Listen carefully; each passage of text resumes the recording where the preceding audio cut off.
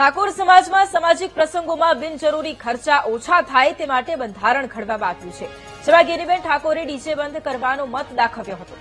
જોકે હવે ગેનીબેન ઠાકોરના ડીજેના પ્રતિબંધ લાદવાના નિર્ણયનો ડીજે સંચાલકોએ વિરોધ કર્યો છે, જેને લઈને પાટણમાં ડીજે સંચાલકોની બેઠક મળી હતી। આ બેઠકમાં ડીજે બંધ થવાથી ઠાકોર સમાજના અનેક લોકોની રોજગારી છીનવાતી હોવાનો દાવો કરાયો છે। એટલું જ નહીં, ગેનીબેન ઠાકોર રાજકારણ કરતા હોવાનો ડીજે સંચાલકોએ આરોપ લગાવ્યો છે।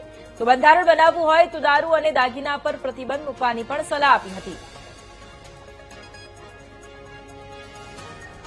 ઠાકોરોનું વિચાર્યું હોત આપણે 5,000 કે 10,000 સાઉન્ડના ખર્ચો થાય લગ્નમાં, કેટલો થાય? 5-10 હજારમાં કયો ઠાકોર ભાઈ આપણે દેવામાં ડૂબી જાય? કેટલો થાય ભાઈ? વાત સાચી હોય તો આ કહેજો, કોઈ ડૂબી જાય ખરી?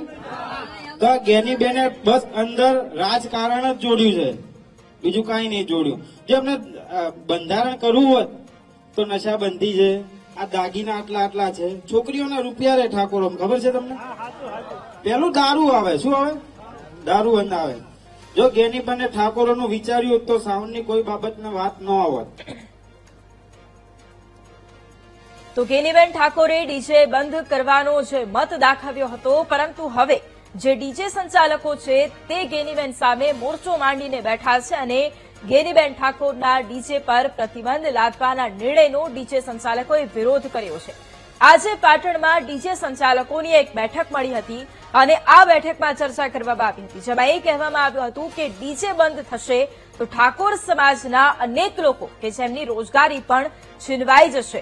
એટલું જ નહીં, ગેનીબેન ઠાકોર રાજકારણ કરી રહ્યા છે તેવો સીધો આક્ષેપ ડીજે સંચાલકોએ કર્યો છે।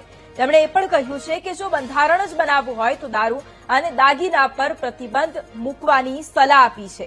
એક તરફ ઠાકોર સમાજમાં સામાજિક પ્રસંગોમાં જે બિનજરૂરી ખર્ચા છે તે ઓછા થાય તે માટે એક બંધારણ ઘડવામાં આવ્યું અને તેની અંદર ડીજે બંધ કરવાનો મત સાંસદ ગેનીબેન ઠાકોરે દાખવ્યો હતો।